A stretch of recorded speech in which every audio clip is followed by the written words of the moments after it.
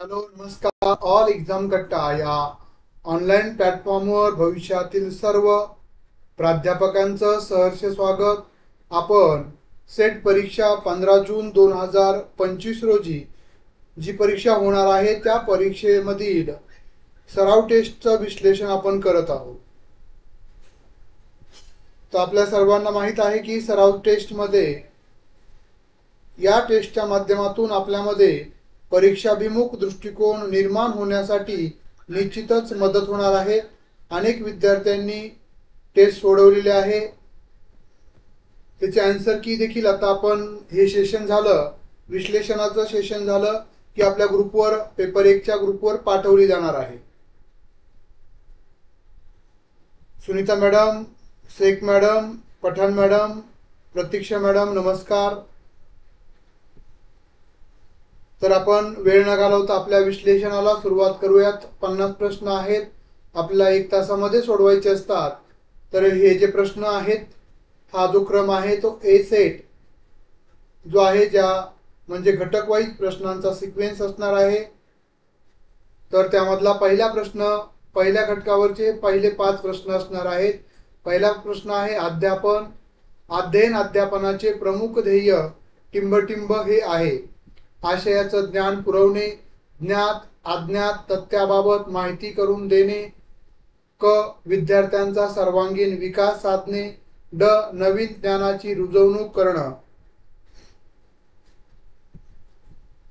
बघा, तुम्ही प्रश्नपत्रिका वाचलेली असणार आहे, सोडवलेली आहे. अनेक विद्यार्थ्यांनी त्याचे आन्सर की देखील पाठवलेले आहे.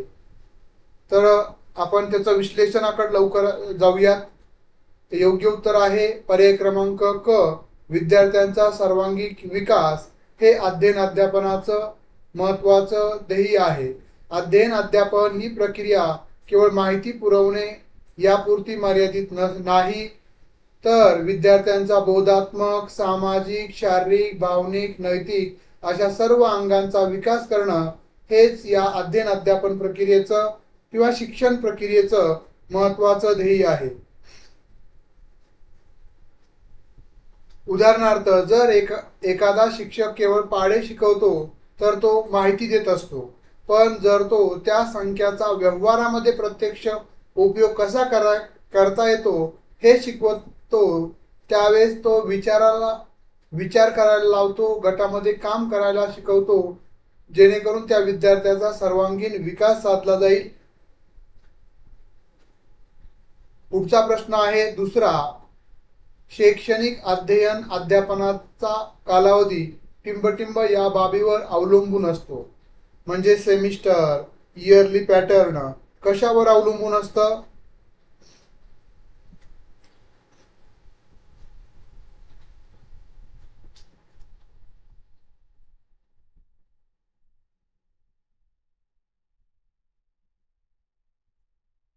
विषयाच्या काठिण्य पातळीवर, आशय ज्ञानावर, विद्यार्थ्याचे वय आणि अध्ययन प्राप्ती, अभिवृत्ती, विद्यार्थ्याची आवड आणि अभिरुची. बघा, तुमच्या प्रतिक्रिया लवकरात लवकर येणं अपेक्षित आहे. ज्या तुम्हाला वाटतंय ते तुम्ही प्रतिक्रिया देणं अपेक्षित आहे.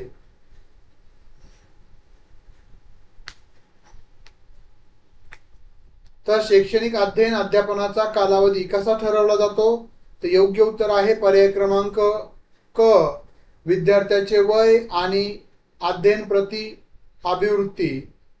बघा, अध्यापनासाठी लागणारा कालावधी विद्यार्थ्याच्या वयानुसार, समजण्याची पातळी म्हणजे त्यांच्या आकलनाची पातळी, तयारी आणि शिकण्याविषयीची सकारात्मक नकारात्मक अभिवृत्ती यावर ठरवला जातो.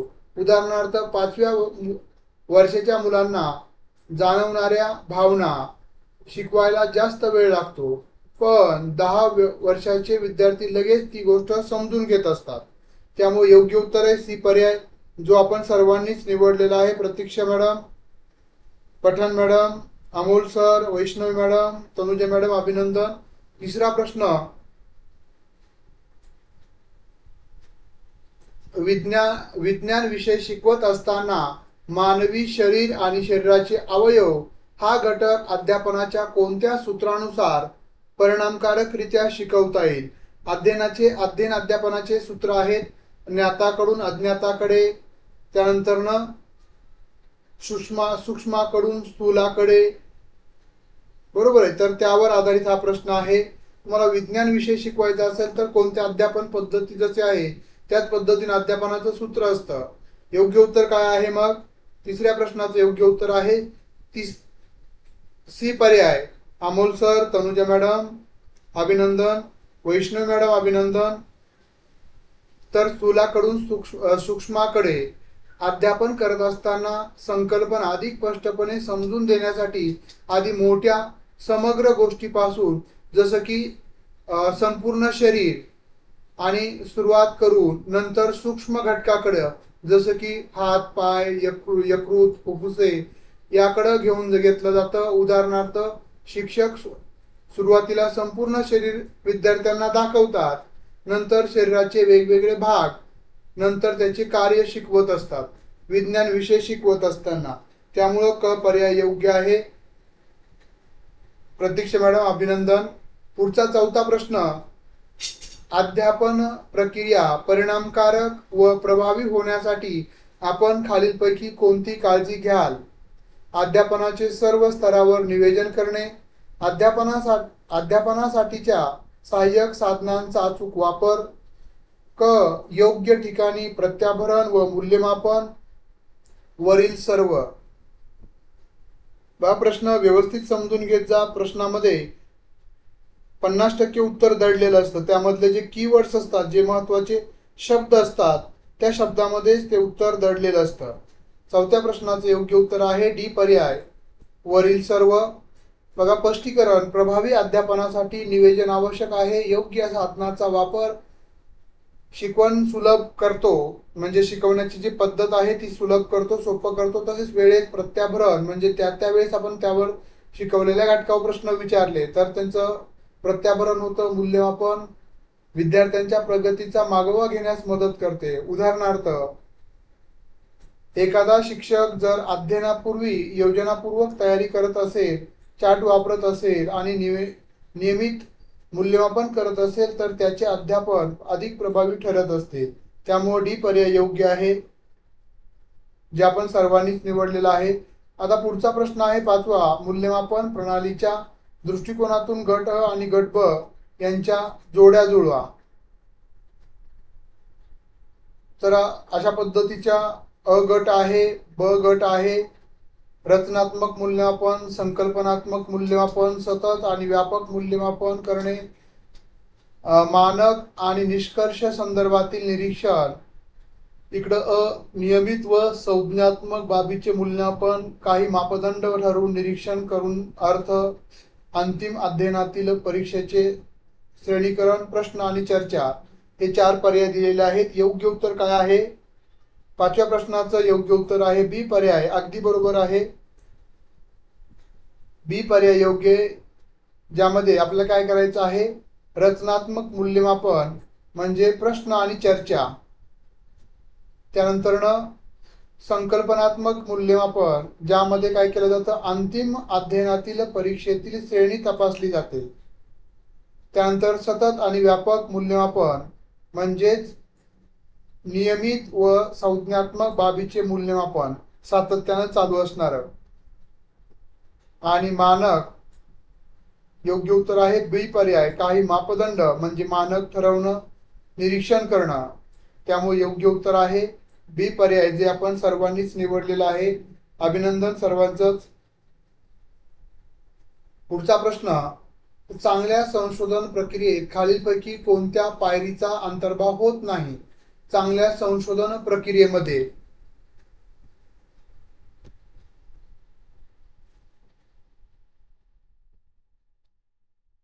काय योग्य उत्तर आहे? संशोधनाचे निश्चित क्षेत्र व विषयाची निवड करणे, समस्येची मांडणी व व्याख्या करणे, समस्येतील मूळ तत्वांचे विश्लेषण व विवेचन करणे, ड आधार सामग्री व आवश्यक माहिती गोळा करणे.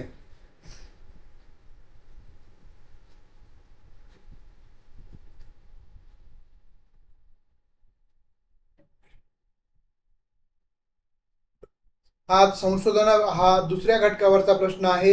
योग्य उत्तर आहे समस्येतील मूळ तत्वांचे विश्लेषण व विवेचन. क पर्याय बरोबर आहे. याचं स्पष्टीकरण संशोधन प्रक्रियेत मुख्यतः खालील पायऱ्या येतात: विषय निवड, समस्येची मांडणी, त्याचे उद्दिष्ट, त्याच्या परिकल्पना, त्याची माहिती संकलन, त्याचं विश्लेषण, त्याचा निष्कर्ष आणि शिफारसी.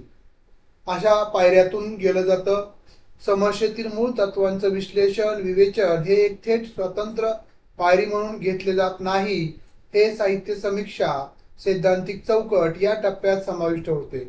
उदाहरणार्थ, जर एखाद्या शिक्षकाने विद्यार्थ्याची अनुपस्थिती ही समस्या निवडली तर त्याने विषय निवडणे, समस्या मांडणे आणि नंतर माहिती संकलन करणे या स्पष्ट पायऱ्या असतात. मात्र मूळ तत्वाचे विवेचन ही सहाय्यक प्रक्रिया आहे, ही मुख्य पायरी नाही. त्यामुळं नसणारा पर्याय निवडायचा होता.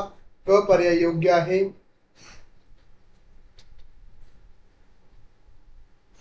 पुढचा 7वा प्रश्न, संशोधन करण्यासाठी खालीलपैकी प्राथमिक अनिवार्यता टिंबटिंब आहे. संशोधन करण्यासाठी आपल्याकडं प्राथमिक अनिवार्यता काय असणं गरजेचं आहे? संशोधन अभिकल्प विकसित करणे, संशोधन प्रश्न तयार करणे, माहिती विश्लेषण प्रक्रिया संबंधित निर्णय घेणे, संशोधनाच्या परिकल्पनांची निर्मिती करणं.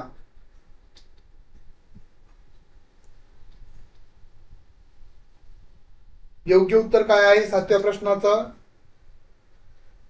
तर ब पर्याय संशोधन प्रश्न तयार करणं.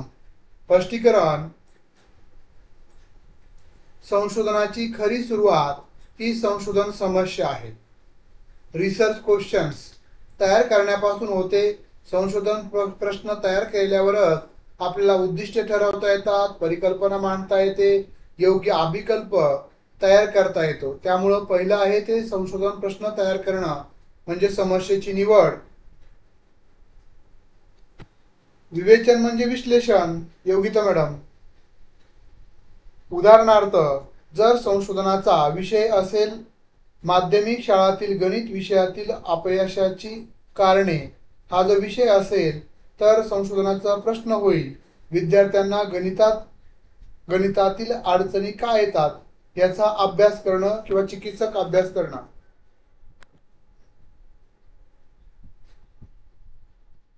पुढचा 8वा प्रश्न, जर संशोधक मध्यान्ह भोजन योजनेमधील हस्तक्षेपांचे संभावित कारणांचा प्रभाव या विषयात संशोधन करून त्यातील माहिती जमा करू इच्छित असेल तर खालीलपैकी कोणती संशोधन पद्धती उपयुक्त ठरेल?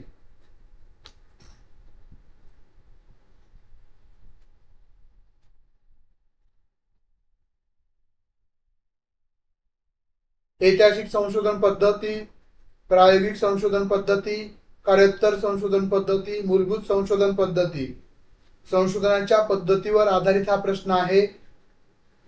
बघा, मध्यान्ह भोजन योजनेतील हस्तक्षेपांचे संभावित कारणांचा प्रभाव हा आपल्याला तपासायचा असेल तर आपण कोणती संशोधन पद्धती वापराल? योग्य उत्तर आहे कार्योत्तर संशोधन पद्धती, ऍक्शन रिसर्च मेथड ज्याला आपण म्हणतो. स्पष्टीकरण, कार्योत्तर संशोधन ही अशी प्रक्रिया आहे जी प्रत्यक्ष शैक्षणिक परिस्थितीत समस्येवर उपाय शोधण्यासाठी वापरली जाते. यामध्ये एक शब्द होता हस्तक्षेप. याचा परिणाम तपासणे म्हणजे काही बदल केल्यावर काय घडते हे पाहणे ही कार्योत्तर संशोधनाची प्रमुख वैशिष्ट्ये आहेत.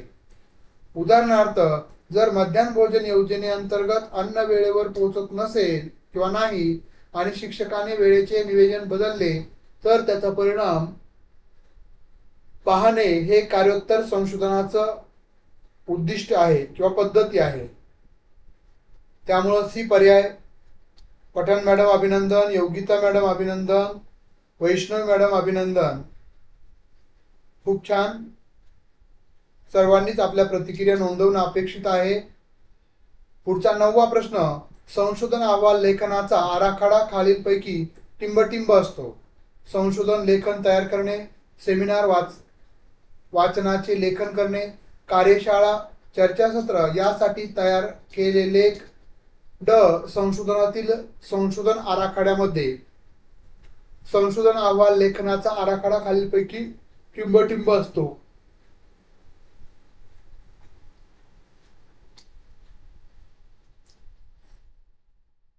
अगदी बरोबर आहे. योग्य उत्तर आहे ड पर्याय, डी पर्याय. संशोधनातील संशोधन आराखड्यामध्ये संशोधन अहवाल लेखन हे एक शिस्तबद्ध आणि आराखड्यानुसार चालणारं लेखन असतं. यात प्रस्तावना असते, साहित्य समीक्षा असते, मागील संशोधनाचा आढावा असतो, पद्धती योग्य संशोधन पद्धतीचं निष्कर्ष विश्लेषण हे स्वरूप असते. उदाहरणार्थ संशोधन आराखड्यामध्ये प्रस्तावना, उद्दिष्टे, परिकल्पना, व्याप्ती, मर्यादा, माहिती संकलनाचे साधने, संशोधनाच्या पद्धती, माहितीचं विश्लेषण, निष्कर्ष, शिफारसी इत्यादींचा समावेश होतो. सर्वांचंच अभिनंदन. Vaishnavi madam, Tanuja madam, Sunita madam, Amol sir, Yogita madam, Pathan madam, अभिनंदन. पुढचा 10वा प्रश्न आणि दुसऱ्या घटकावरचा शेवटचा प्रश्न. गुणात्मक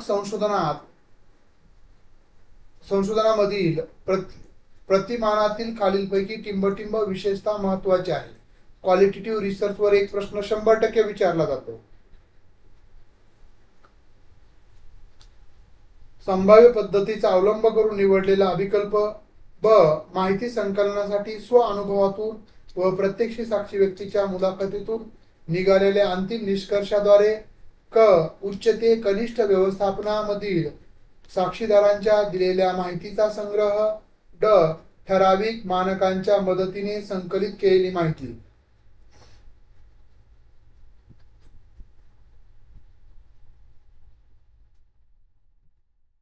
दहाव्या प्रश्नाचे योग्य उत्तर आहे बी पर्याय. माहिती संकलनासाठी स्व अनुभवातून, आपल्या स्वतःच्या अनुभवातून, प्रत्यक्ष साक्षी व्यक्तीच्या मुलाखतीतून निघणारे निष्कर्ष. बघा स्पष्टीकरण. गुणात्मक संशोधन क्वालिटेटिव्ह रिसर्च हे व्यक्तीच्या अनुभव, दृष्टिकोन, भावना आणि सामाजिक संदर्भ समजण्यासाठी असते. यात मुलाखती घेतल्या जातात, निरीक्षणे नोंदवले जातात, संवाद साधला जातो, आत्मनिवेदन दिलं जातं. अशा पद्धतीचा वापरल्या जातात. उदाहरणार्थ शिक्षक जर शाळेतील पालकांच्या अन्न योजनावरील अनुभव जाणून घेण्यासाठी प्रत्यक्ष मुलाखत घेत असेल आणि निष्कर्ष काढत असेल तर तो गुणात्मक पद्धतीचा वापर करतो. त्यामुळे बी पर्याय जो आपण सर्वांनीच निवडलेला आहे योग्य पर्याय. सर्वांचं अभिनंदन. आता आपला परिच्छेद जो आहे तो आपण बघूयात. प्रश्न क्रमांक 11 ते 15 साठी. गरिबीमुळे शिक्षण घ्यायला वेळ नाही आणि शिक्षण नाही म्हणून गरिबी हटत नाही असं हे दुष्टचक्र सतत सुरू आहे. त्यात मोठ्या प्रमाणावर अंधश्रद्धा. हे इतके स्वतःच्या कोशात अडकलेले की बाहेरचा वाराही त्यांना सहन न होणारा त्यांना साबण, त्यांच्या रंगामुळे, गुळगुळीतपणामुळे खाण्याची वस्तू वाटायचा म्हणजे साबण देखील. कलिंगडासारखे फळं त्यांनी कधी बघितलीही नव्हती. आंबा वगैरे तर फार दूरची गोष्ट. हे सगळं पाहिलं की मन उदास व्हायचं. आपण इथं काम करायला आलोय पण हे सगळं आपल्याला निभेल ना असं वाटायचं. त्यांच्याकडे बघून आम्ही आमच्या गरजा खूप कमी केल्या. इथली छोटी मुलं थंडीत तशीच वावरत हे बघून मला इतक्या वर्षात कधी स्वेटर घालावासा वाटला नाही. मी नाही म्हणून मंदानाही नाही घातला आणि आम्ही घालत नाही म्हणून तिकडे आनंदवनात ताईंनाही स्वेटर घालणं बंद केलं. इथं वीज येईपर्यंत तीही पंखासारखी गोष्ट वापरत नव्हती. मला वाटायचं की या आदिवासीत अंधश्रद्धा आहे, अगदी कमालीची आहे. ती असूही नये पण आपण त्यांच्यावर नुसती टीका करणं योग्य नाही. याचं कारण आपण शिकलेलो आहोत आणि त्यामुळे चांगले वाईट यात आपल्याला कळतं असं आपल्याला वाटतं. त्यांनाही त्यांच्या समजुतीप्रमाणे ते करत आहेत ते चांगलं असेल असं वाटत असणार. आपण एकदम बाहेरून येऊन तुम्ही करता ते वाईट असं सांगितलं तर त्यांना कसं पटेल. पण आमच्या काही कार्यकर्त्यांनी सुरुवातीला त्यांना त्यांच्या काही पारंपरिक चालीरीतीवर आक्षेप घ्यायला सुरुवात केली. त्यावर ते म्हणाले, आम्ही तुम्हाला निमंत्रण दिलं होतं का इथं या म्हणून. मग आमच्या गोष्टीत ढवळाढवळ कशाला करताय? खरोखरच हे लोक आपल्याला बोलायला आले नव्हते बोलवायला आले नव्हते. त्यांचं तुमच्या वाचून चाललेच होतं. आपण आपल्या समाधानासाठी येथे आलेलो आहोत. इथं आपण असणं ही आपली गरज आहे, त्यांची नव्हे हे जाणल्यावर मग आपोआपच काही गोष्टी सोप्या झाल्या. त्यातूनच कळलं की हे बदल असे घाईने होत नसतात. वर्षानुवर्ष माणसं जे करत आहेत ते आपण जाऊन आणि बदलू असं होत नाही. हे बदल हवे असेल असं त्यांना स्वतःहून ठरू दे, मग ही हळूहळू बदलातील. त्यासाठी आधीच्या मनात आपल्याबद्दल विश्वास तयार व्हायला हवा. त्यांचं प्रबोधन करण्याऐवजी त्यांना पर्याय देऊयात आणि आशा करूयात की ते योग्य तेच निवडतील. असा परिच्छेद आहे. त्यानंतर त्यावेळी काम करायची अशी आमची काही सिस्टीम नव्हती. आम्ही सगळे तरुण होतो. अनुभव नव्हता, सल्ला द्यायला कोणी नव्हतं. त्यामुळे आयुष्य जसे समोर येईल तसं त्याला तोंड देत गेलो. सगळं वेगवेगळ्या ठिकाणाहून आलेलो, वेगवेगळ्या विचारांचे. त्यामुळं मतभेद व्हायचे. बरेचदा मूळ मुद्दा बाजूला राहून इतर गोष्टीवर चर्चा व्हायची आणि मग आपल्याच कामाचं खूप दडपण यायचं. हा डोंगर कसा पार होणार असं वाटायचं. अशा वेळीस एक पथ्य पाळलं. मनाविरुद्ध घडलेल्या घटनांची चर्चा करायची नाही. चांगलं तेवढंच घ्यायचं, वाईट सोडून द्यायचं. मुळात आमच्या सगळ्यांची वेव्हलेंथ जुळलेली होती. प्रत्येकालाच इथं काम करायचं होतं हे महत्वाचं होतं. त्यामुळे आपण हे जे प्रवाहाविरुद्ध काम सुरू केले ते चालू राहावं यासाठी खूप काळजी घ्यावी लागली. तडजोडी कराव्या लागल्या सगळ्यांनाच. हा परिच्छेद अगदी बरोबर आहे प्राजक्ता मॅडम. तर या परिच्छेदावरचा पहिला प्रश्न, लेखकाच्या मते तेथील अंधश्रद्धा कशामुळे हटत नाही? गरिबीमुळे, शिक्षणाच्या अभावामुळं, गरिबी आणि शिक्षण या दोघांमुळं, तेथील रीतिरिवाजामुळं, परंपरेमुळं. योग्य उत्तर काय आहे?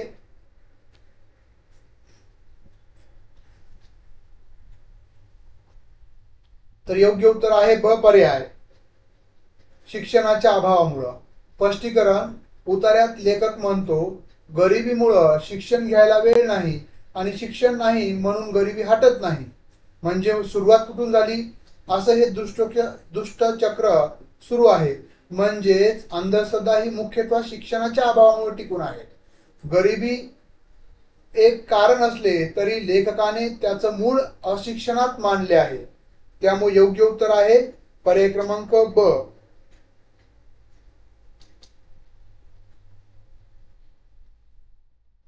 पुढचा प्रश्न 12वा. चला प्रश्नाचे उत्तर द्या. पुढील सत्य विधान ओळखा. लेखकास तेथील लोकांनी त्यांच्या उपचारासाठी बोलावले होते. 2. लेखक एक डॉक्टर आहेत असे उतार्यावरून वाटते. योग्य सत्य विधान ओळखायचंय. योग्य उदाहरण कोणतं आहे 12व्या प्रश्नाचं?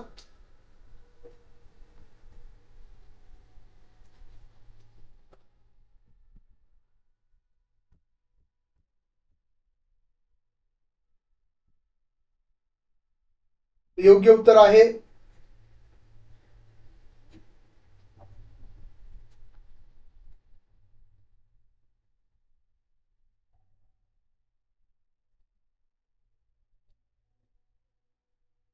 योग्य उत्तर. दोन्ही विधाने अयोग्य आहेत. का बरं? तर लेखकास तेथील लोकांनी त्यांच्या उपचारासाठी बोलावलं नव्हतं हे विधान चुकीचं आहे. उतार्यात स्पष्टपणे म्हटले आहे खरोखरच हे लोक आपल्याला बोलवायला आले नव्हते. दुसरं विधान, लेखक डॉक्टर आहेत का असे वाटते. याबद्दल उतार्यात कुठेही संकेत नाही की लेखक डॉक्टर आहेत. लेखक सामाजिक कार्यकर्ता असल्याचे सूचित होते. त्यामुळं दुसरा पर्याय देखील चुकीचा आहे. योग्य उत्तर आहे बी. तुम्हाला मी यापूर्वी सांगितलेलं आहे की उतार्यामध्ये जी माहिती दिली ती सत्य मानायची आहे. एक्स्ट्रा बुद्धी लावायची आवश्यकता नाही. सर्वांचं अभिनंदन. पुढचा प्रश्न 13वा, आदिवासी मधील कोणत्या समस्या लेखकानं मांडल्या आहेत? सत्यविधान ओळखा. निरक्षरता, आर्थिक मागासलेपणा, अंधश्रद्धेचा पगडा, कुपोषण, मूलभूत गोष्टींची कमतरता. कोणत्या गोष्टी लेखकानं परिच्छेदामध्ये मांडलेल्या आहेत? 1 2 3, 1 2 4, 1 2 3 4. वरील सर्व सत्य. तर वरील सर्व सत्य आहे. लेखकानं वरील सर्व गोष्टी मांडलेल्या आहेत. निरक्षरता, शिक्षणाचा अभाव म्हटलेला आहे. आर्थिक गरिबी म्हणजे आर्थिक मागासलेपण. अंधश्रद्धा म्हणजे स्वतःच्या कोशात अडकलेपण. कुपोषण, आंबा, कलिंगड यांचेही अज्ञान. मूलभूत गोष्टीची कमतरता, स्वेटर, पंखा, वीज याचाही या ठिकाणी अभाव आहे. त्यामुळे योग्य उत्तर आहे डी पर्याय, जे आपण सर्वांनी निवडलेला आहे. 14वा प्रश्न, पुढील पैकी सत्य विधान निवडा. Pathan madam, Vaishali madam, Sunil sir, Yogita madam, Vaishnavi madam, Tanuja madam, Amol sir, खूप खूप अभिनंदन. 14वा प्रश्न, आदिवासींच्या चालीरीतीमध्ये हस्तक्षेप करण्याचा प्रयत्न लेखकाच्या कार्यकर्त्यांनी केला. लेखकामध्ये परिवर्तन करण्यासाठी त्यांचा विश्वास संपादित करणे लेखकाला योग्य वाटते. केवळ एक, केवळ दोन, दोन्ही नाही, दोन्ही सत्य. 14व्या प्रश्नाचं योग्य उत्तर आहे दोन्ही सत्य. स्पष्टीकरण, कार्यकर्त्यांनी आदिवासींच्या पारंपरिक चालीरीतीवर हस्तक्षेप घेतल्याचे स्पष्ट वर्णन आहे. त्यावर ते म्हणाले, आम्ही तुम्हाला निमंत्रण दिलं होतं का? हे हस्तक्षेप. त्यामुळे पहिला विधान बरोबर आहे. दुसरं, लेखक म्हणतो त्यांचं प्रबोधन करण्याऐवजी त्यांना पर्याय देऊया, म्हणजे विश्वास संपादन करूनच बदल शक्य आहे असे त्यांना वाटतं. त्यामुळे दोनही विधान सत्य आहेत. डी पर्याय योग्य, जो आपण सर्वांनीच निवडलेला आहे.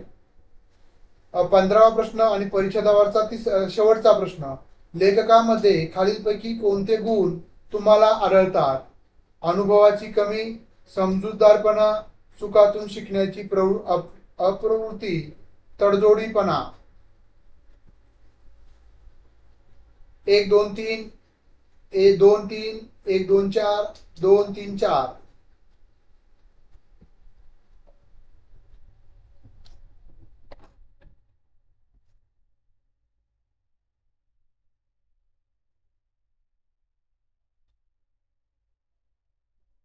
पंधरा प्रश्नाचं योग्य उत्तर काय आहे? तर क पर्याय योग्य उत्तर आहे. 1 2 4. अनुभव कमी, अनुभव नव्हता, सल्ला द्यायला कोणी नव्हतं. परिच्छेदातील वाक्य आहे. समजूतदारपणा, आदिवासींच्या भावनांचा विचार करून त्यांनी थेट बदल न करता पर्याय देण्याची भूमिका त्यांनी म्हणजे समजूतदारपणा दिसतो. 3, तडजोडीपणा, तडजोड कराव्या लागल्या. चुकातून शिकण्याची अपप्रवृत्ती, हे विधान चुकीचं आहे. तिसरं जे आहे ते चुकीचं विधान, कारण लेखक आणि सहकार्यांनी अनुभवातून शिकण्याचा प्रयत्न केलाय. अपप्रवृत्ती हा चुकीचा पर्याय आहे.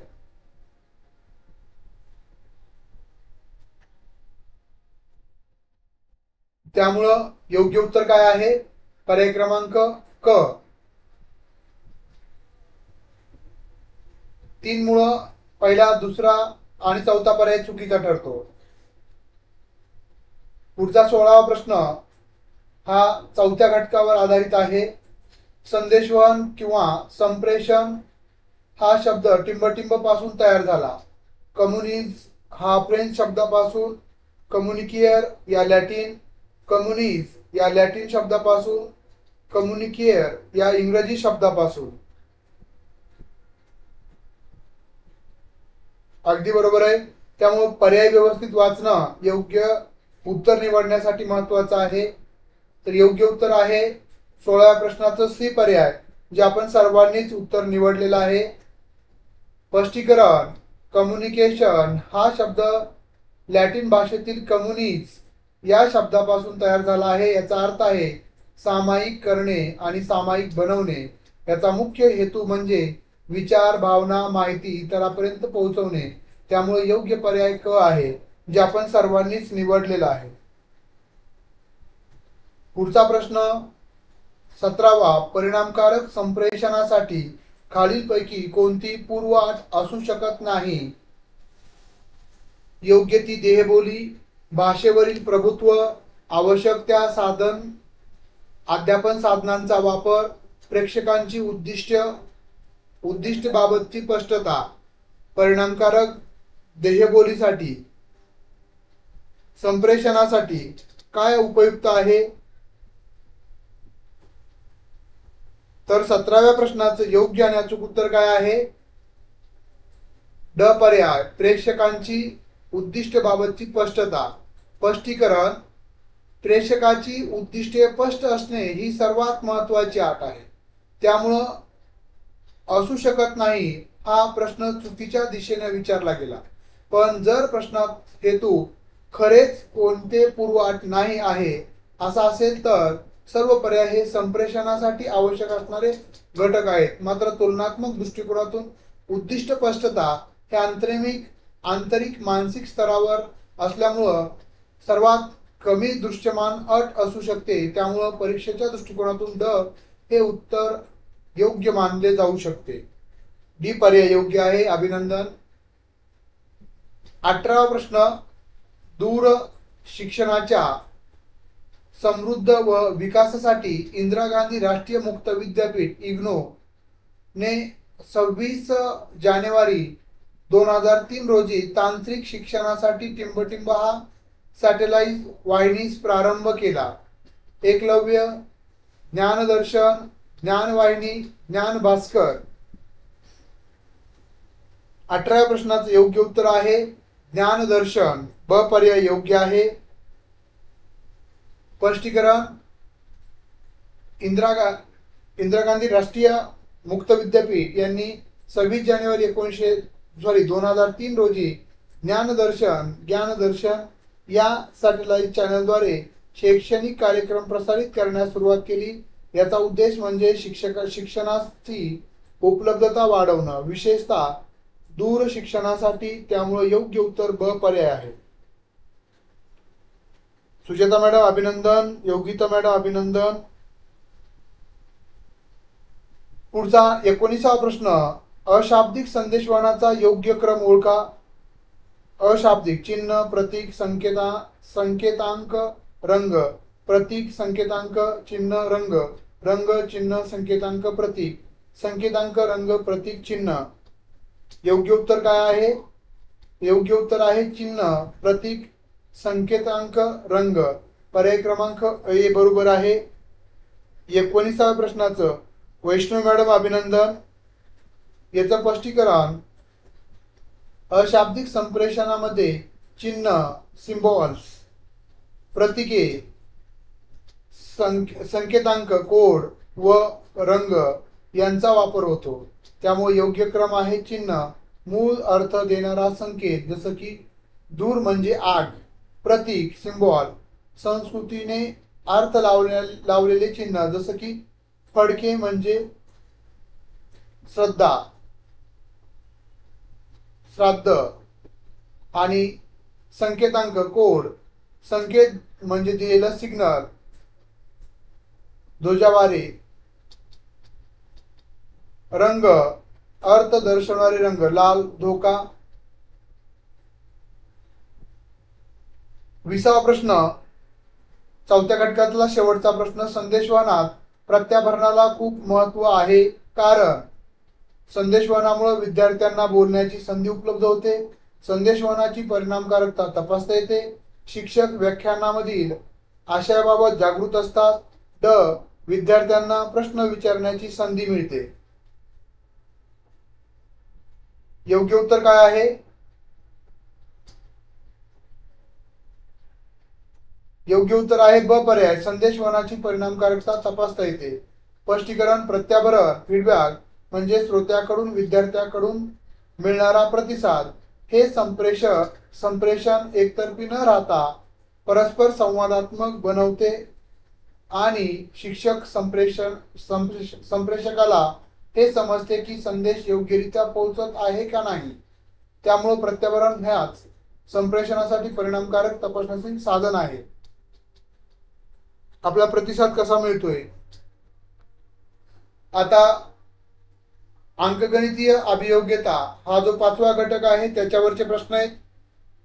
खालीलपैकी खालील श्रेणी प्रश्नचिन्हाच्या जागी योग्य संख्या निवडा। 6 7 9 9 12 प्रश्नचिन्ह 15 13 योग्य उत्तर काय आहे। 21व्या प्रश्नाचं योग्य आणि अचूक उत्तर, तर योग्य उत्तर आहे 11। स्पष्टीकरण दर दोन आकड्यावर लक्ष केंद्रित करूयात। 6 7 1 प्लस 9 7 9 2 प्लस 9 9 0 प्लस 9 अधिक 3 म्हणजे 12। तर मग पुढे काय, 12 बरोबर किती, 13 बरोबर किती आणि 15 बरोबर 13। तर योग्य उत्तर बघा येथे 1 प्लस 1 2 प्लस 0 प्लस 3 प्लस आणि प्रश्नचिन्ह अशी एक पद्धत वाढ व स्थैर्य आहे।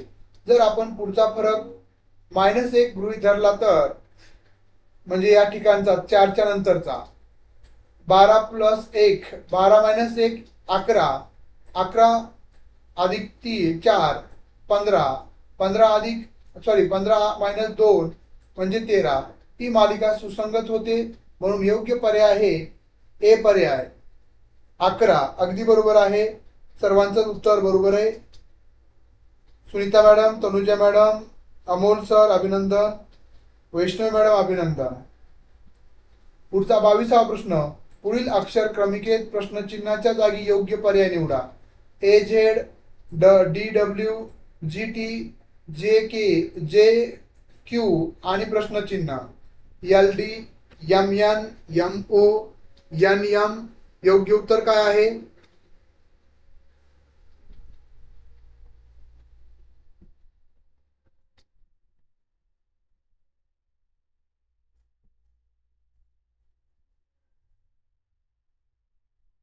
22व्या प्रश्नाचं योग्य उत्तर बघूयात, MN बी पर्याय योग्य आहे। आपल्या सर्वांना माहिती त्या कशा पद्धतीने काढायचं। ADGJ असे 3 अंतराचे वाढ होते, तर A1 D4 D7 J10 पुढील 13व्या क्रमांकावर यम आहे। आणि दुसरं अक्षर ही पहिली अक्षरांची जोडी, दुसऱ्या अक्षरांची जोडी Z 26व्या स्थानावर आहे, W 23व्या, T 20व्या, Q 17व्या। 3 ने कमी होतंय, 3 न वाढतंय, इथं 3 न कमी होतंय, त्यामुळे योग्य उत्तर आहे पर्याय क्रमांक MN बी पर्याय जो आपण सर्वांनी निवडलाय। पुढचा 23वा प्रश्न, अ हा ब पेक्षा 2 वर्षांनी लहान आहे, ब हा क च्या दुप्पट वयाचा आहे, क चे वय 8 वर्ष आहे, तर अ चे वय किती। 10 वर्ष 8 वर्ष 14 वर्ष 16 वर्ष। 23वा प्रश्न,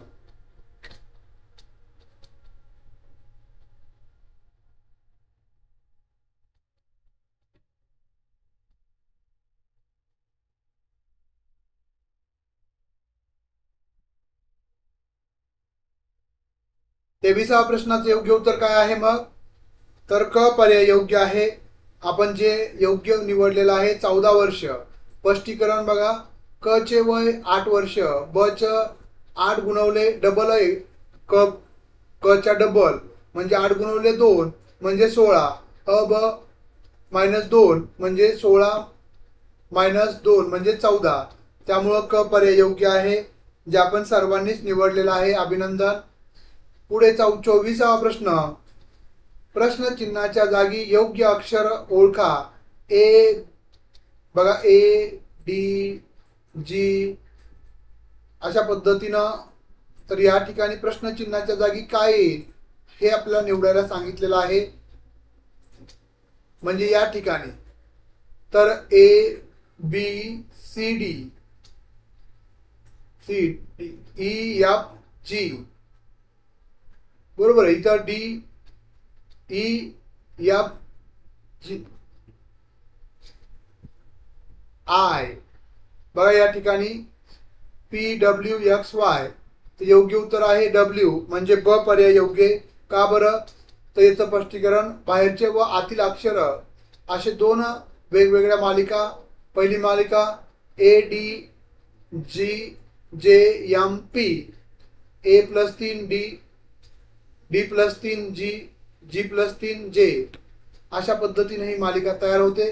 तर इथे ADGJMP पुढं यस येईल, पण आपल्याला दिसतं की DINP आणि प्रश्नचिन्ह. दुसरी मालिका DINP येथे D4 I9 N14 आणि P16. फरक +5 +5 +2 शक्य आहे. त्यामुळं 7 + 7 म्हणजेच P16 + 7 म्हणजे W म्हणजे 23. त्यामुळं ब पर्याय योग्य आहे, W. 25वा प्रश्न. जर 15 × 3 = 27, 9 × 8 = 55, तर त्याच नियमानं 12 × 5 म्हणजे किती? 12×5 = 60 होईल का? नाहीये. आपल्याला याच्याप्रमाणे इथं काय मांडलेलं आहे याचा रेफरन्स घ्यायचा आहे. इथं 15×1 = 15, 15×3 = 15, 45 45 आहे, पण इथं त्यामध्ये 45 मधून 27 गेलं, उरलेली संख्या. त्या पद्धतीने उदाहरणार्थ 43. का बरं? याचं स्पष्टीकरण ही गणितीय उदाहरणं पारंपरिक नाहीत. म्हणजे जसं 15 × 3 = 45 दिलेले आहे 27. 15 + 3 = 18. 15 आणि 3 ची बेरीज 18. मग 45 येणार उत्तर किती? 45. 45 मधून 18 काढलं म्हणजे याची बेरीज, याचा गुणाकार केला 45 आला, आणि याची बेरीज केली, त्या गुणाकारामधून आलेल्या गुणाकारामधून ती बेरीज वजा केली म्हणजे 18 उत्तर आलं. बरोबर आहे, सॉरी 27. त्याच पद्धतीनं आपला इथंही तेच करायचं आहे. 9 × 8 9×8 = 72 आणि 8 आणि 9 ची बेरीज 17. 72 मधून 17 गेले 55 आलं. आता आपल्या तिसऱ्या ह्याला काय दिलंय? 12 × 5 12×5 = 60 आणि 12 आणि 5 = 17 म्हणजे 17तून 60 गेले, खाली राहिले 43. त्यामुळे डी पर्याय योग्य, जो आपण सर्वांनी निवडलेला आहे. अभिनंदन. आता बुद्धिमत्ता या घटकावरचे प्रश्न आहेत. चला आपण बघूयात. LXNU जसे NYPV त्याच या नियमानुसार हे आहे, तर या नियमानुसार खालील पद्धतीनं QTBR याच्याशी जुळणारा खालीलपैकी पर्याय योग्य कोणता? कोणता पर्याय योग्य आहे? मग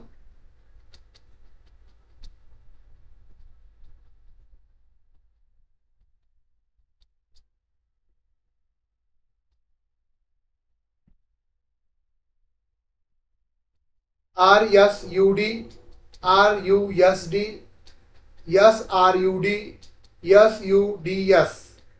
काय योग्य उत्तर आहे? तर बघूयात. योग्य उत्तर आहे डी पर्याय. तनुजा मॅडम, वैष्णव मॅडम अभिनंदन, वृषाली मॅडम अभिनंदन. तर दोन शब्दांचे संबंध पाहूयात. LXNU म्हणजेच NYPV. प्रत्येक अक्षरांच्या क्रमावर लक्ष केलं तर A म्हणजे 1, B म्हणजे 2, त्याच नियमानं Z म्हणजे 26, L म्हणजे 12, N म्हणजे 14 म्हणजे +2 न वाढलं, X म्हणजे 24 +2 1 म्हणजेच Y. त्यानंतर N 14 +2 म्हणजेच 16, U 21 +1 म्हणजेच 22. याच नियमानुसार 2 + 2 + 1 + 2 + 1 असा नमुना तयार होतो, ज्यानुसार Q17 + 2 म्हणजे S, T20 + 1 म्हणजे U, B2 + 2 म्हणजेच D आणि R18 + 1 म्हणजे C, S. त्यामुळं SUDS पर्याय क्रमांक डी योग्य आहे. जो आपण सर्वांनी निवडलेला आहे।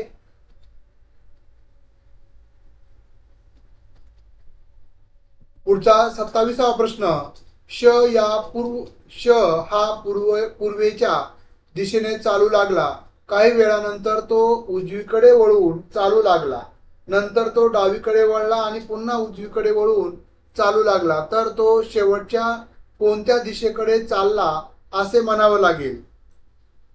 काय योग्य उत्तर आहे? आपल्या प्रतिक्रिया येत नाहीयेत, लवकरात लवकर आपल्या प्रतिक्रिया देणं अपेक्षित आहे।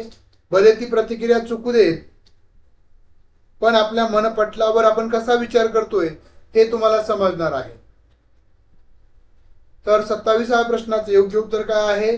बी पर्याय, दक्षिणेला। कसं बघा, श नावाचा एक विद्यार्थी आहे, तो पूर्वेच्या दिशेने चालू लागला। पूर्व इकडं आहे बघा, पूर्व इकडं आहे असं आपण गृहीत धरूया। तो चालू लागला, पूर्वेकडं चालू लागला, काही वेळानंतर तो उजवीकडं म्हणजे तो दक्षिणेला वळेल, म्हणजे दक्षिणेकडे वळला, नंतर तो डावीकडं म्हणजेच परत तो पूर्व दिशेला, त्याच्या डाव्या हाताला पूर्व असणार आहे, वळला आणि पुन्हा तो चालू लागला, पुन्हा तो त्याच्या उजव्या म्हणजे तो परत दक्षिणेला वळू लागला, तर तो शेवटी कोणत्या दिशेला चालत आहे असं म्हणावं लागेल? तर योग्य उत्तर आहे दक्षिणेला, पर्याय क्रमांक बी, जे आपण सर्वांनी निवडलेला आहे। हे त्याचा क्रम आहे, आपण पाहू शकता।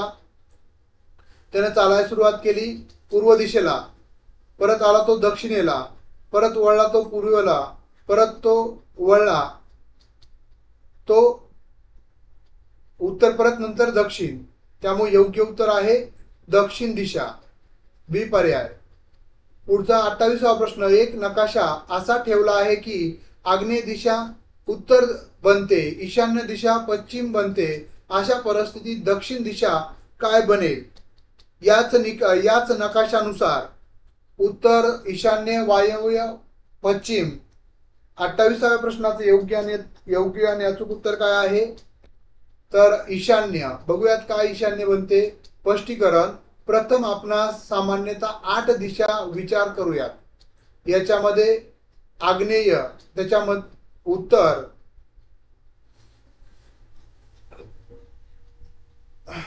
पूर्व आणि याच्यामध्ये आग्नेय असते, त्यानंतर ईशान्य, पश्चिम। याचा अर्थ काय आहे? नकाशा हा 335 अंश डावीकडे फिरवलेला आहे। हे तपासण्यासाठी SE साऊथ ईस्टला 135 डावीकडे फिरवल्यास N होते, म्हणजे नॉर्थ होय। मग SE बरोबर NE बरोबर N म्हणजे 45 अंशाच्या फेऱ्या। आता आपण विचार करूयात, दक्षिणेला म्हणजे साऊथला 135 अंश डावीकडे फिरवले तर ती कोणती दिशा होईल? तर त्याचा क्रम या ठिकाणी दिलेला आहे। अशा पद्धतीने जर ती फिरवत गेलं क्रमवार पद्धतीनं, तर दक्षिण ची नवीन दिशा म्हणजे ईशान्य 135 अंशावर, त्यामुळे योग्य उत्तर आहे बी पर्याय। 29व्या प्रश्नाचं योग्य उत्तर आहे बी पर्याय। सॉरी 28व्या, परत 29वा प्रश्न, एका समूहामध्ये 108 सदस्य आहेत। एक समूह आहे ज्याच्यामध्ये 108 सदस्य आहेत, त्यापैकी 2/3 सदस्य पुरुष आहेत, तसेच उर्वरित सदस्य स्त्रिया आहेत। 9 स्त्रिया सोडून इतर सर्व सदस्य विवाहित आहेत, तर त्या समूहातील एकूण किती स्त्रिया विवाहित आहेत?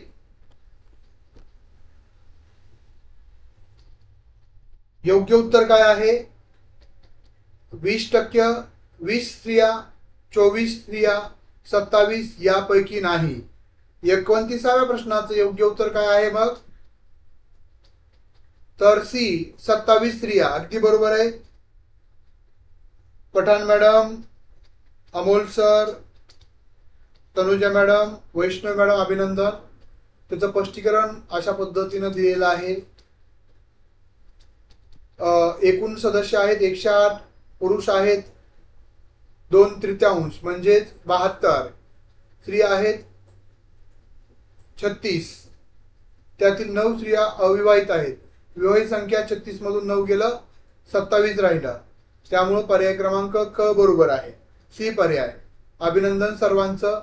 परत 30वा प्रश्न. 10 खांबांचे एकूण वजन किती? प्रत्येक खांब समान वजनाचा आहे. प्रत्येक खांब समान वजनाचा आहे. विधान काय दिलेत बघा. प्रत्येक खांबाची 1/4 वजन 5 किलो आहे. 3 खांबांचं एकूण वजन 2 खांबांच्या एकूण वजनापेक्षा 20 किलोने जास्त आहे. तर योग्य उत्तर काय आहे? 100 किलो, 150 किलो, 200 किलो, 250 किलो. 30व्या प्रश्नाचं योग्य उत्तर काय आहे? 200 किलो. सी पर्याय बरोबर आहे, जो आपण सर्वांनी निवडलेला आहे. वैष्णव मॅडम, तनुजा मॅडम. बघा, प्रत्येक खांबाचं 1/4 भागाचं वजन हे 5 किलो आहे. झालं ना. 1/4 5 असेल तर 5 चोक 20. आणि किती खांब आहेत? म्हणजे एक खांब 5 गुणवले 4 म्हणजे 20 किलो. आणि 10 खांब 10 गुणवले 20 म्हणजे 200 किलो. या ठिकाणीच आपलं उत्तर मिळालं. त्यामुळे सी पर्याय योग्य आहे, जो आपण अश्विनी मॅडम, सुनील सर, अभिनंदन. पुढचा प्रश्न 31 ते 35 माहितीचं विश्लेषणावर आधारित आहे. आपल्याकडे सर्व चार्ट दिलेला आहे. शहरामधील विविध व्यावसायिक आणि त्यामधील महिला व्यावसायिकांची टक्केवारी सांगणारे एकूण 10,500 लोकांचा सर्वे आहे. त्यामध्ये डिझायनर, डॉक्टर, वकील त्याची पर्सेंटेज दिलेली आहे. आणि यामध्ये परत खाली काय सांगितलेलं आहे? महिला व्यावसायिकांची टक्केवारी. महिला व्यावसायिक डॉक्टर 20%, इंजिनियर महिला 60%, आर्किटेक्चर 40%, शिक्षक 80%, वकील 40%, डिझायनर 16%. हा चार्ट तुमच्याकडे उपलब्ध आहे. त्याच्यानुसार उत्तर काढायचं आहे. 33 प्रश्न 31वा काय सांगितलंय? शहरामध्ये पुरुष इंजिनियरची संख्या आणि डिझायनरांची त्याच क्षेत्रातील महिला व्यावसायिकांची संख्या मध्ये क्रमशः काय गुणोत्तर आहे? 41 जसे 44, 55 जसे 53, 31 जसे 35 यापैकी नाही. 31व्या प्रश्नाचं योग्य स्पष्टीकरण काय आहे? यापैकी नाही. बघा, या ठिकाणी स्पष्टीकरण एकूण इंजिनियर आहेत 16%, 16% ऑफ 10,500 म्हणजे 1680. त्यातील महिला 10% म्हणजे 1680 म्हणजे 168. म्हणून पुरुष 1680 आणि महिला 168 बरोबर 1512. एकूण डिझायनर 10% ऑफ 10,500 म्हणजे 1,050. त्यातील महिला 44% म्हणजे 44 ऑफ 10,050 बरोबर 465. याचं गुणोत्तर आपण कसं तरी केलं तरी याचं कुठेही पर्यायामध्ये दिसत नाहीये. जे 272 जसे 77. त्यामुळे योग्य उत्तर आहे डी पर्याय, जे आपण सर्वांनी निवडलेला आहे. 32वा प्रश्न. शहरामधील वकिलांची एकूण संख्या शहरातील एकूण डॉक्टरांच्या किती टक्के आहे? 95%, 98%, 90%, 85%. तर योग्य उत्तर आहे 90%. क पर्याय बरोबर आहे. स्पष्टीकरण वकील 18%, 10,500 मधून 18% म्हणजे 1890. डॉक्टर 20% म्हणजेच 10,500 मधून 2100. टक्केवारी बघा, 1890 भागिले 2100 गुणवले 100 बरोबर 90%. त्यामुळे योग्य उत्तर आहे क पर्याय. बरोबर आहे. प्रतिक्रिया देत चला.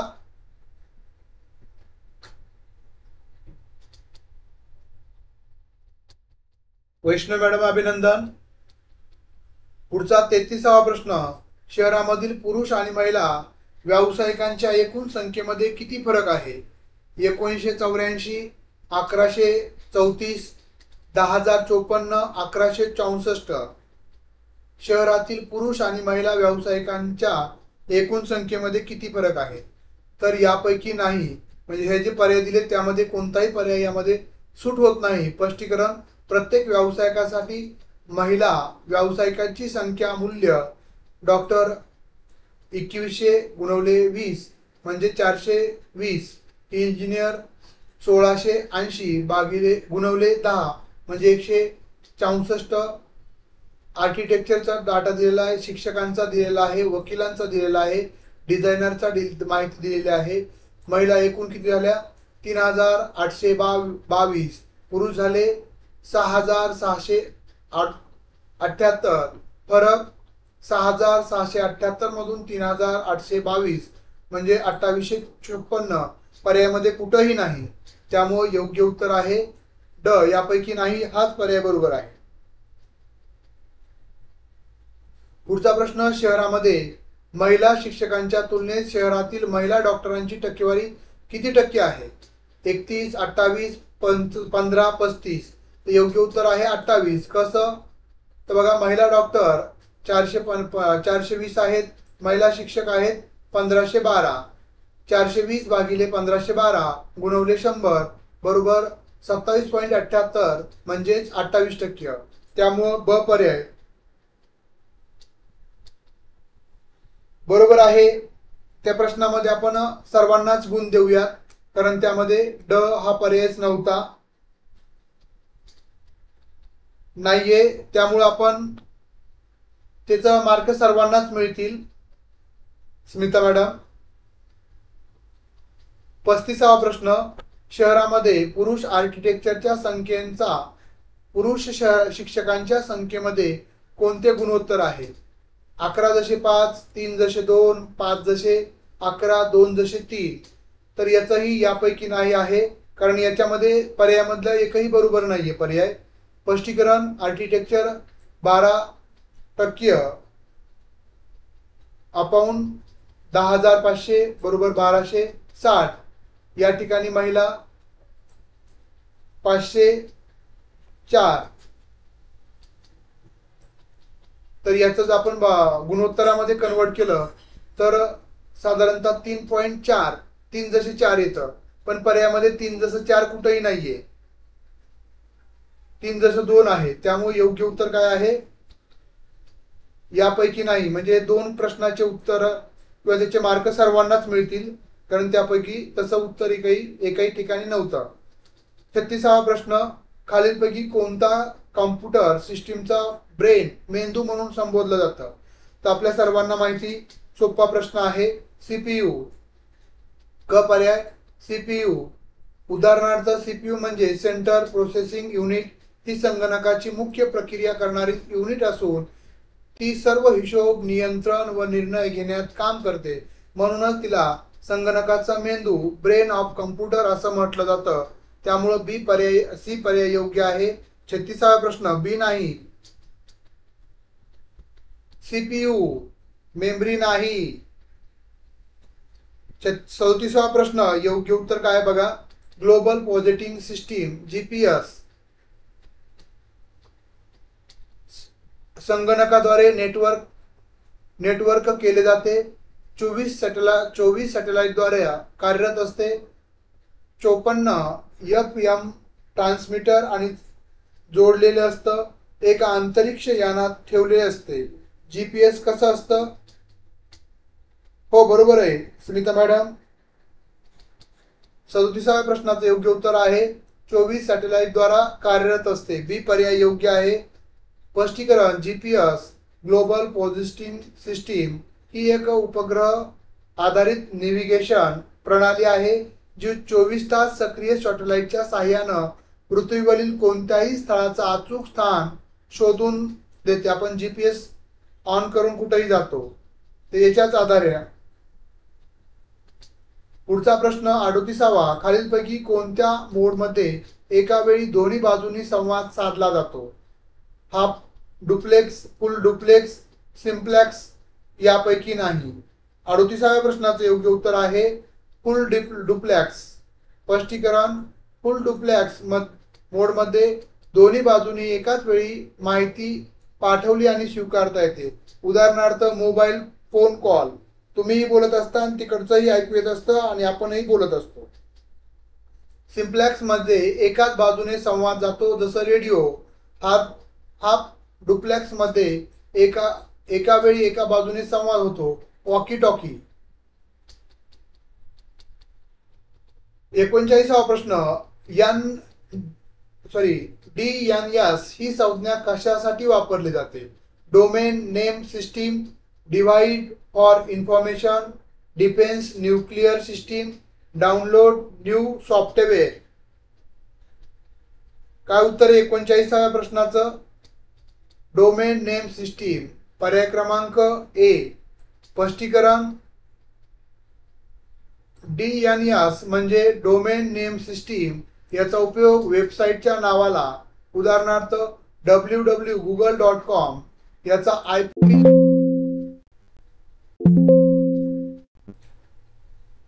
IP उदाहरणार्थ काय आहे?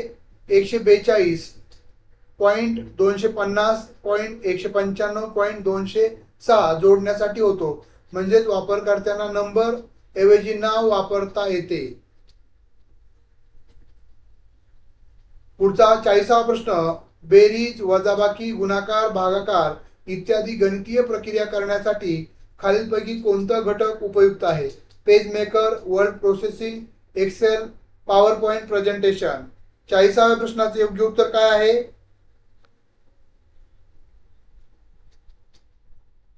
तर 40व्या प्रश्नाचे योग्य उत्तर आहे एक्सेल. एक्सेल हे मायक्रोसॉफ्ट स्प्रेडशीट सॉफ्टवेअर आहे. यामध्ये गणितीय सूत्र, फॉर्म्युले, फंक्शन्स वापरून बेरीज, वजाबाकी, गुणाकार, भागाकार, सरासरी, आकडेवारी इत्यादीची प्रक्रिया केली जाते. त्यामुळे योग्य उत्तर आहे C. Tanuja madam, Pathan madam, अभिनंदन, योग्य उत्तर निवडलेलं आहे. परत 41वा प्रश्न, वाहन चालवण्यासाठी आवश्यक असलेल्या परवान्याबरोबरच आपल्याला PUC ची गरज असते. PUC म्हणजे काय?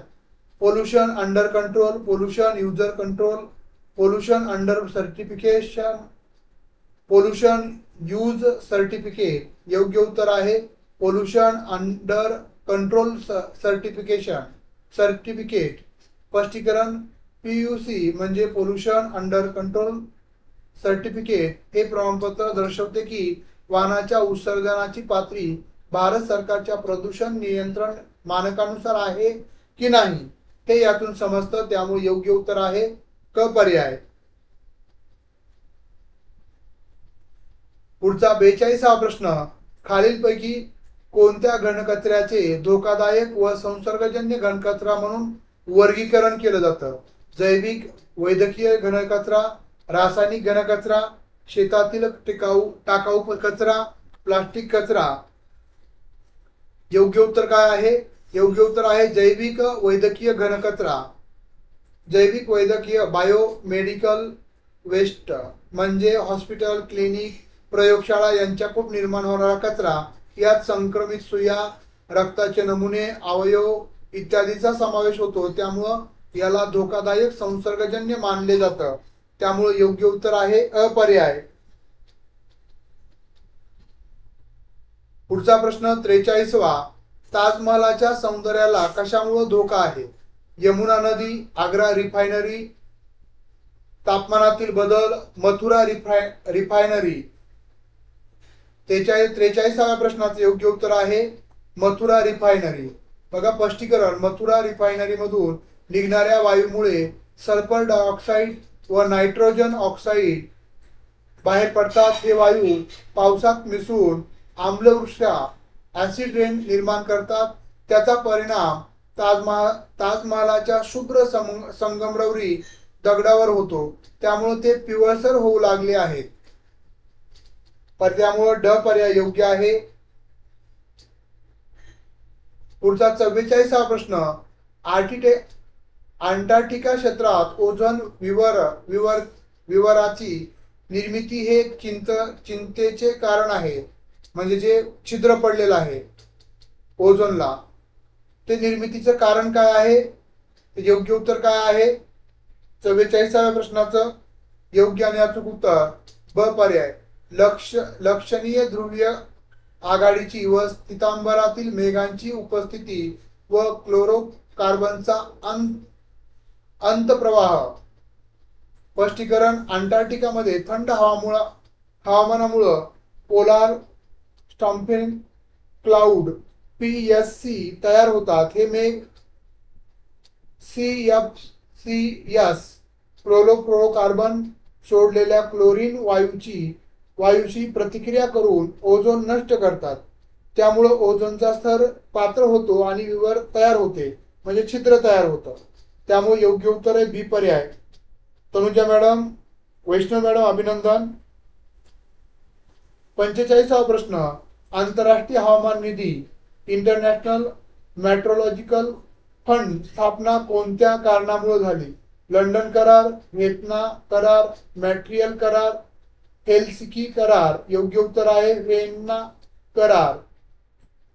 व्हिएन्ना करार 1985 हा ओझोन स्तराच्या संरक्षणासाठी करण्यात आलेला आंतरराष्ट्रीय करार आहे. यानुसार मॉन्ट्रियल करार करण्यात आला होता, ज्याद्वारे CFCS वापर नियंत्रित करण्यात आले. हवामान व पर्यावरण रक्षणासाठी व्हिएन्ना करार महत्वाचा मानला जातो. त्यामुळे योग्य उत्तर आहे बी पर्याय. आता शेवटच्या घटकावरचे प्रश्न आहेत. उच्च शिक्षण. तर पहिला प्रश्न त्यामधला, राष्ट्रीय उच्चस्तरीय योजना, ज्याला आपण रुसा असं म्हणतो, या योजनेअंतर्गत राज्य विद्यापीठांना निधीचा वाटप संदर्भात अयोग्य विधान पर्याय निवडा. कामगिरीवर आधारित निधी दिला जातो. उत्कृष्ट कामगिरी करणाऱ्या संस्थांना प्रोत्साहन दिलं जातं. प्रोत्साहन निधी असतो. परिभाषिक नियमानुसार स्पष्ट निर्णय असतात. यापैकी नाही. आपल्या काय विचारलंय?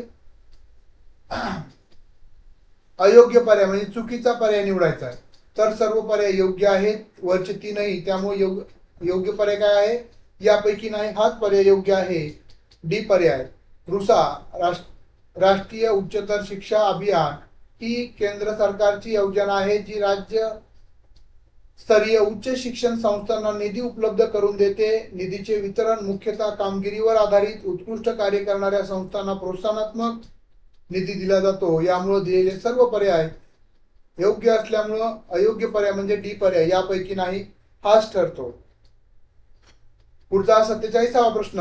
राष्ट्रीय शैक्षणिक धोरण 2020 मध्ये शिक्षणासंबंधी खालीलपैकी कोणते 5 स्तंभ मांडलेले आहेत? बघा, नवीन शैक्षणिक धोरणाचे 5 स्तंभ कोणते मांडलेले आहेत? तर योग्य उत्तर आहे उपलब्धता, परवडणारे शिक्षण, न्याय मांडणी, दर्जा आणि दायित्व. हे 5 स्तंभ नवीन एज्युकेशन पॉलिसीनुसार मांडलेले आहेत. त्यानुसार ब पर्याय योग्य आहे. त्याचं स्पष्टीकरण सविस्तर दिलेलं आहे. उपलब्धता, परवडणारे शिक्षण, न्याय मांडणी, दर्जा आणि उत्तरदायित्व. 48वा प्रश्न. मूल्य शिक्षण देण्याचा खालीलपैकी कोणता सर्वात चांगला मार्ग आहे? मूल्य शिक्षण देण्याचा मूल्यासंदर्भात व्याख्यान किंवा परिसंवादात्मक वितरण करणे, मूल्यावर आधारित परिसंवाद, मूल्यावर आधारित आदर्शात्मक मांडणी व चर्चासत्र, शास्त्रीय ग्रंथावर चर्चा करणं. योग्य उत्तर आहे सी पर्याय, मूल्यावर आधारित आदर्शात्मक मांडणी व चर्चासत्र. त्याचं स्पष्टीकरण. मूल्य शिक्षण हे केवळ सांगून किंवा व्याख्यानाद्वारे शिकवता येत नाही, तर आचरणाद्वारे, उदाहरणाद्वारे आणि संवादाद्वारे शिकवले जाते.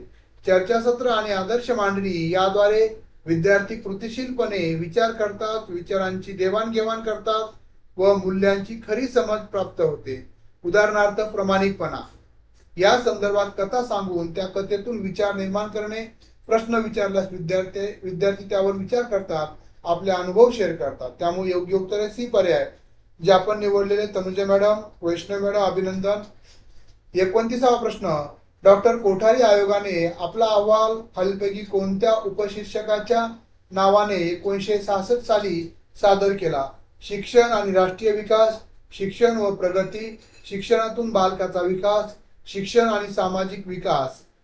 49व्या प्रश्नाचे योग्य उत्तर आहे शिक्षण आणि राष्ट्रीय विकास या नावानं, या शीर्षकानं कोठारी कमिशन 1964 ते 1966 यांच्या अध्यक्षतेखाली जो पहिला शिक्षण विषयक जो आयोग नेमला होता, त्यांच्या शिफारसीनुसार 1968 ला पहिलं शैक्षणिक धोरण लागू झालं. त्यांनी हा आकृतीबंध दिला होता.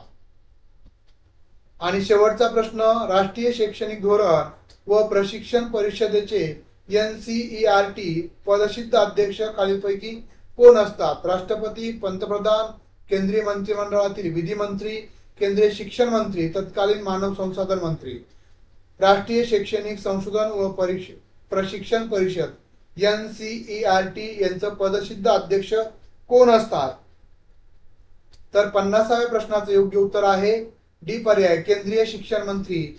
त्यावेळेस तत्कालीन मानव संसाधन HRD मिनिस्टर. मात्र आता केंद्रीय शिक्षण मंत्रालयाची स्थापना करण्यात आलेली आहे. त्यामुळे योग्य उत्तर आहे ड पर्याय. NCERT ही देशातील शालेय शिक्षणाचं शैक्षणिक संशोधन, अभ्यासक्रम निर्मिती, प्रशिक्षण यासाठी कार्य करते. NCERTच्या कार्यकारी मंडळाचे पदसिद्ध अध्यक्ष केंद्रीय शिक्षण मंत्री, पूर्वीचे मानव संसाधन मंत्री हे आहेत. चालेल, याची जी विश्लेषणाची जी PDF आहे ती ग्रुपवर शेअर केली जाईल. सर्वांना अभ्यासासाठी खूप खूप शुभेच्छा. व्यवस्थित अभ्यास करा, सातत्य ठेवा. अभिनय तो कभी नाही. प्रत्येक संकल्पना परत परत समजून घ्या. कोणत्या घटकामध्ये तुम्हाला टेस्ट सिरीजला कोणत्या घटकामध्ये मार्क कमी पडले याचं आत्मपरीक्षण करा. निश्चितच तुम्ही चांगल्या मार्कानं येणाऱ्या 15 जूनच्या परीक्षेमध्ये यशस्वी व्हाल. धन्यवाद.